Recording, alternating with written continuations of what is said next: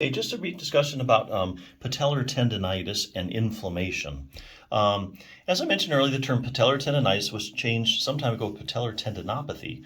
The reason being that researchers failed to find any inflammation in patients with patellar tendinitis. So since this inflammation myth is still quite popular, let me explain the facts in a little more detail. What the microscope tells us about patellar tendinitis. Approaching the matter scientifically, as we do as everything in this book, to say that something is inflamed means that we should be able to find some hard evidence of inflammation. Without getting too caught up in details, inflammation can be broken down into two general patterns, acute and chronic. Here's the difference. Acute inflammation is the immediate and early response to tissue injury. It comes on quick but lasts for minutes, hours, or a few days. Neutrophils are the major kind of cells that are involved in acute inflammation. Now, chronic inflammation, more like long-term, is inflammation of prolonged duration, such as weeks or months.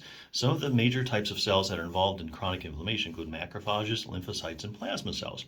Now, it's not important for you to know all these different types of cells, although you may be interested to know that a lot of them are simply different kinds of white blood cells.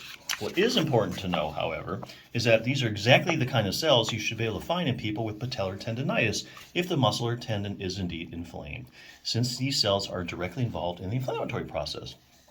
Throughout time, however, the vast majority of studies have failed to find any. For instance, here's a few of them from the published literature where researchers have taken a piece of the patellar tendon in people with patellar tendinitis and analyzed it. So here's these studies, and here's what they find. The histological findings: no inflammatory cells, no inflammatory cells, no acute inflammatory cells.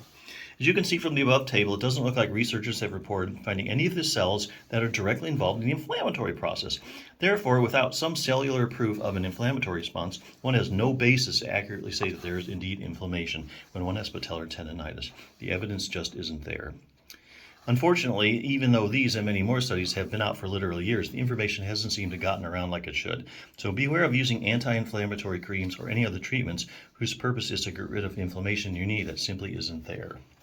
So the point, inflammation does not appear to be a major feature of patellar tendinitis, especially in patients that have been suffering with this condition for many months.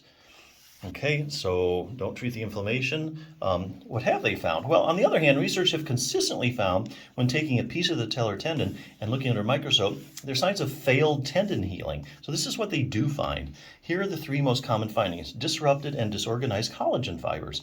Collagen is a major ingredient that makes up your connective tissues and is having a hard time coming together properly in the tendon. Fibroblastic proliferation. Fibroblasts work like a construction crew to make connective tissue. We see a lot of these little guys, some abnormal, floating around the tendons of patellar tendinitis sufferers. So they're obviously looking for work. Vascular proliferation. Lots of blood vessels, many of which are abnormal and immature, are found in the area, a sign that tendon healing is trying to take place. So basically, patellar tendinitis is not an inflammatory process. It's basically a failed healing process. So you don't want to treat the inflammation, you want to treat the failed healing.